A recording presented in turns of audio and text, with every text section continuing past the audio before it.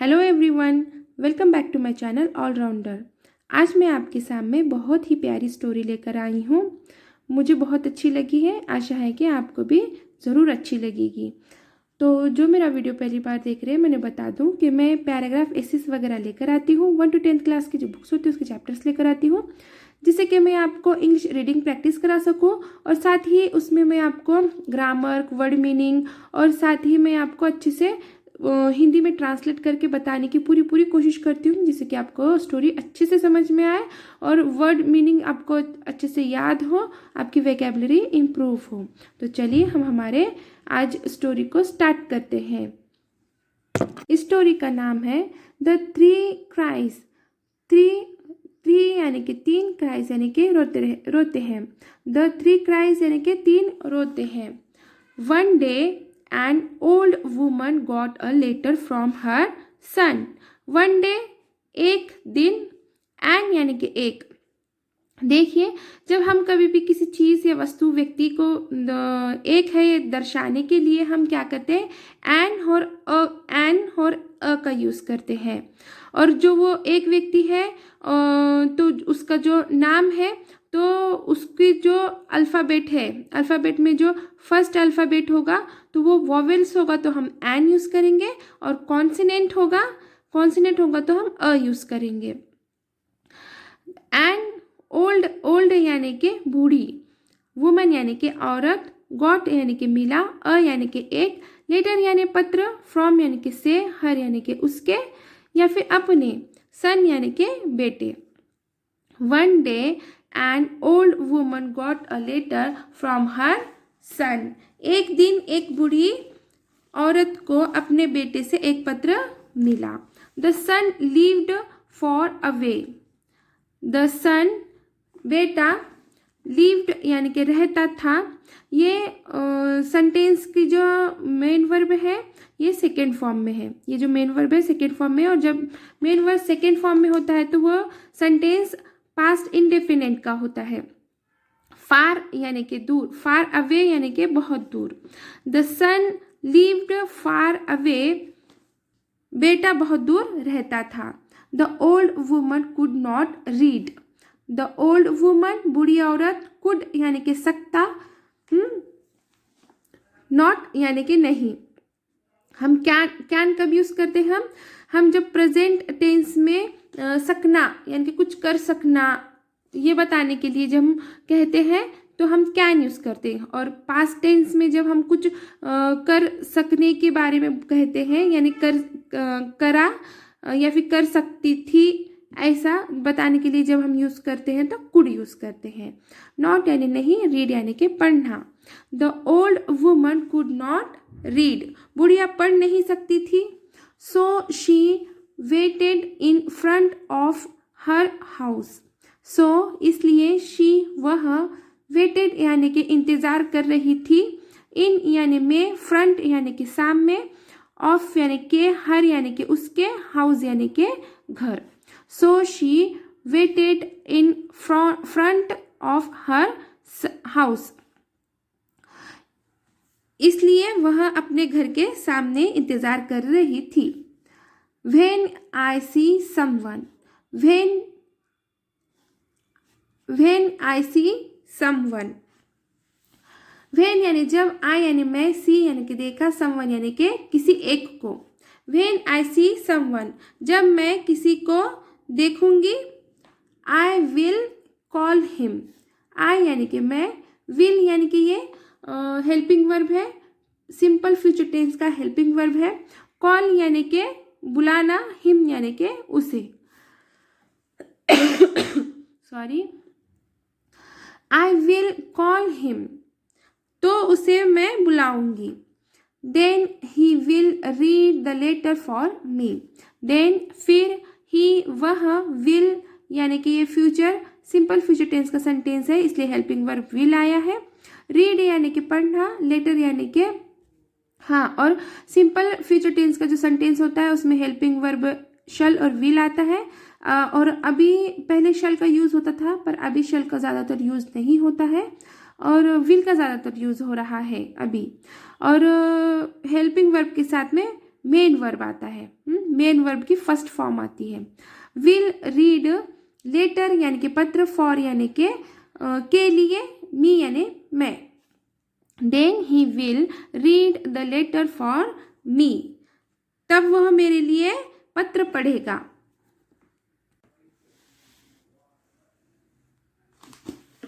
Soon a warrior cam, सून यानी कि जल्द ही, अ यानी एक, देखा यहाँ पर भी हम ये वॉरियर एक है ये बताने के लिए अ यूज़ कर रहे हैं, और ये जो इसका वर्ड है और वर्ड का जो फर्स्ट लेटर है वो कॉन्सिनेंट है।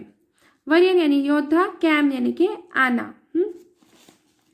COME कम यानी कि आना, CAME कैम यानी कि आया।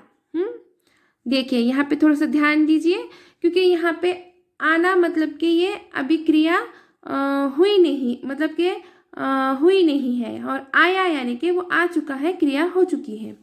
सून अ वॉरियर कैम, जल्द ही एक योद्धा आया। The old woman called him, the old woman बूढ़ी औरत, कॉल्ड यानी कि बुलाया, ये भी सेकेंड फॉर्म में है। ये जो है बुलाना क्रिया है, मेन वर्ब सेकेंड फॉर्म में है। कॉल्ड यानी बुलाया, कॉल यानी बुलाना, और कॉल्ड यानी कि बुलाया। हिम यानी कि उसे। The old woman called him, बूढ़ी औरत ने उसे बुलाया। And gave him the letter, and यानी और, गेव यानी कि दिया। गिव ये फर्स्ट फॉर्म का, गिव का सेकेंड फॉर्म गेव है, और गिव यानी कि देना, गेव यानी कि दिया। हिम यानी कि उसे, लेटर यानी कि पत्र। And gave him the letter, और उसे पत्र दिया। Please read this letter for me, please कृपया, रीड यानी कि पढ़ना, दिस यानी कि यह, लेटर यानी पत्र, फॉर यानी के लिए, मी यानी मेरे। Please read this letter for me, कृपया यह पत्र मेरे लिए पढ़ो। The warrior took the letter and looked at it, the warrior योद्धा, टुक यानी के लिया। टेक का सेकेंड फॉर्म है टुक, और टेक यानी के लेना, और टुक यानी के लिया। लेटर यानी पत्र, एंड यानी और, लुक्ड यानी के देखा, और लुक यानी लुक का सेकेंड फॉर्म है लुक्ड, और लुक यानी कि देखना, लुक्ड यानी कि देखा। एट इट यानी उसे। The warrior took the letter and looked at it, और योद्धा ने वो पत्र लिया और उसे देखा। Tears welled up in his eyes, tears यानी कि आंसू, वेल्ड अप यानी कि निकले। जब भावनाओं से हमारे आंसू निकलते तो वेल्ड अप कहते हैं। इन यानी में, हीज यानी उसके, आइस यानी के आँख, आँख। Tears welled up in his eyes, उसके आँखों से आंसू निकले। He began to cry bitterly, he यानी वह, बिगेन यानी के लगा, लगा, क्राई यानी रोने, बेटरली यानी के बेहतर ढंग से। He began to cry betterly, वह बेहतर ढंग से रोने लगा।